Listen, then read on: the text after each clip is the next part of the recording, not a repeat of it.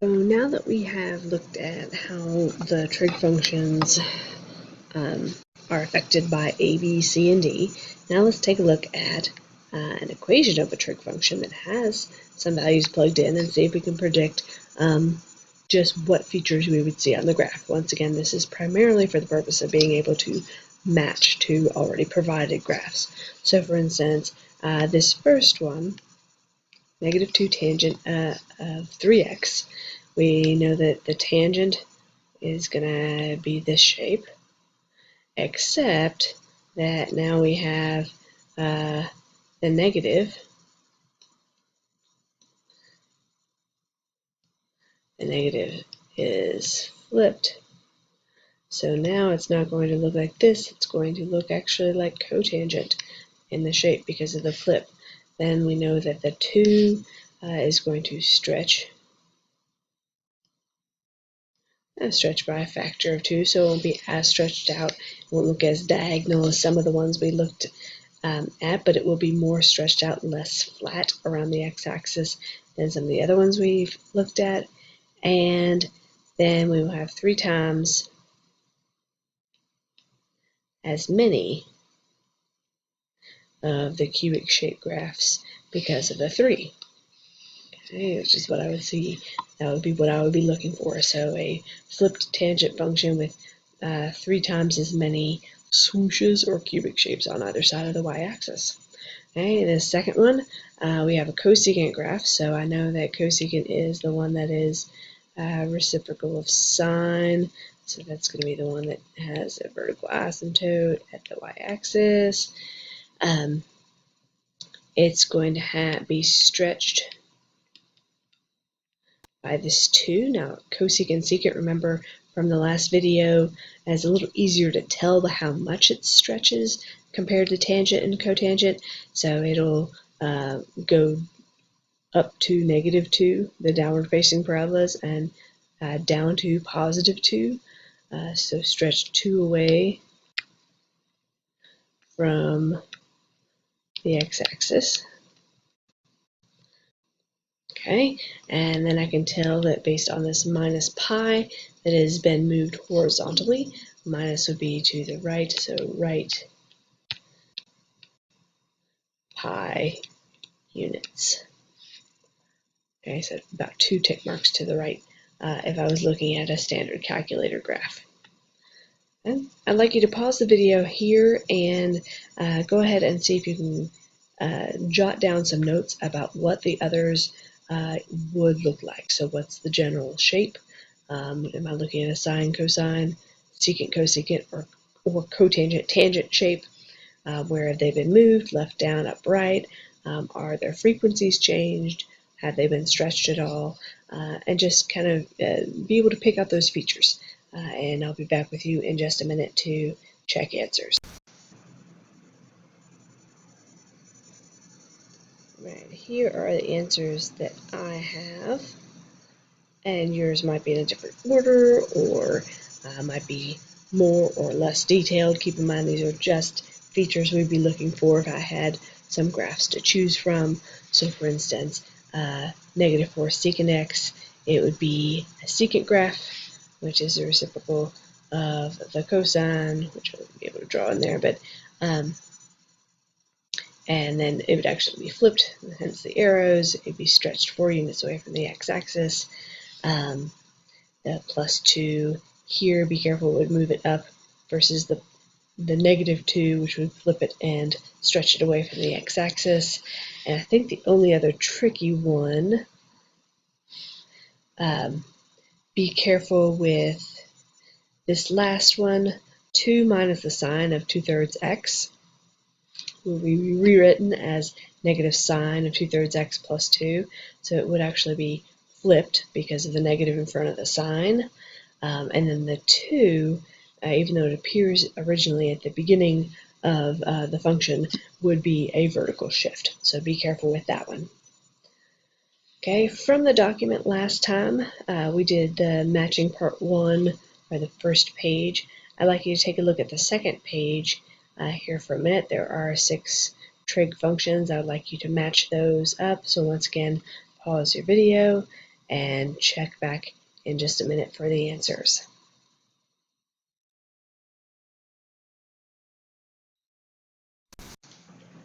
Okay, back in time, let's check answers. Narrow it down, obviously, first of all, to take a look at just the cotangent tangent shapes or just the cosecant secant shapes. You have one function that's been moved up for the cosecant secant shapes. I have one of my tangent shapes, which would be tangent and cotangent, that's been moved down, and let those clues help you choose which function matches with the proper equation. Okay. The last thing I want to take a look at with the Desmos application is just the similarities within those co-functions, those functions of very similar shapes. So what I have highlighted here is my plane sine function as well as the cosine function that is attached to the sliders. I don't want to highlight both on the sliders, I'd end up moving both.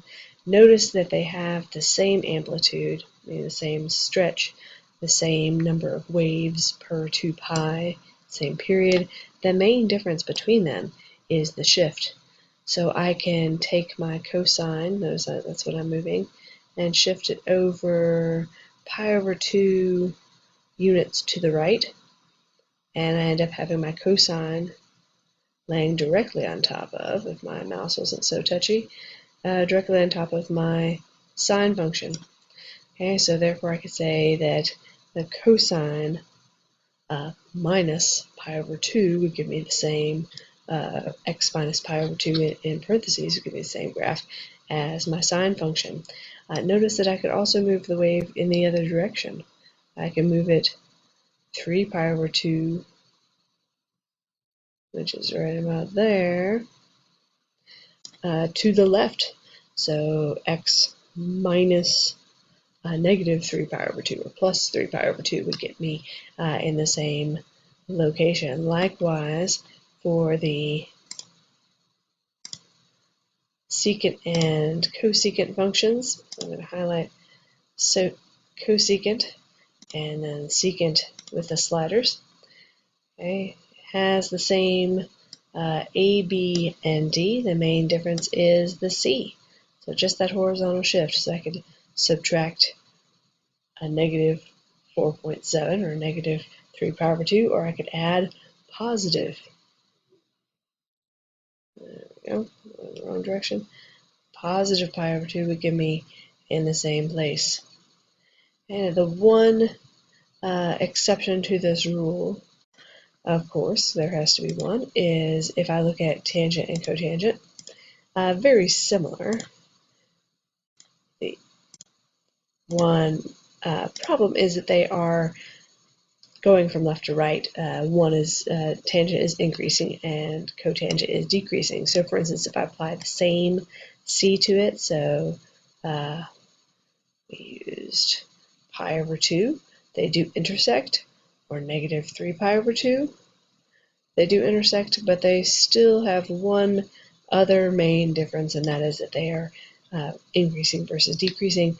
But if I switch that to a to negative 1, then they look exactly alike. So be aware of the fact that if I have in my matching section, for instance, something that looks like cotangent, but all the options I have are negative tangents, just know that the negative tangent would look like a cotangent, or that sine can look like cosine if it's been shifted horizontally. So for instance, if there's anything in the C that has been moved over, then that sine could have just been shifted over rather than be actually a cosine function. So be aware of that when you have your matching functions that you are worried about. Okay. The last thing that I wanted to have you all take a look at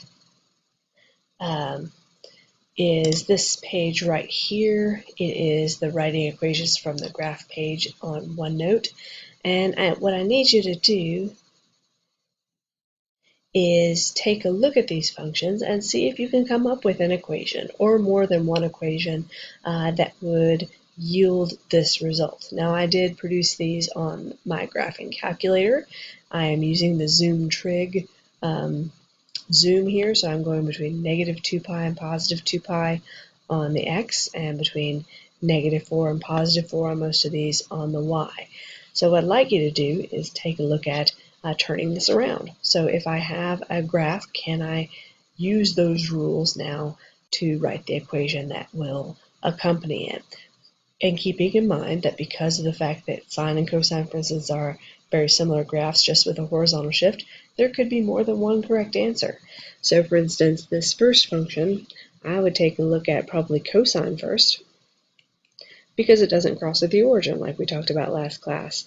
But cosine usually crosses at positive 1.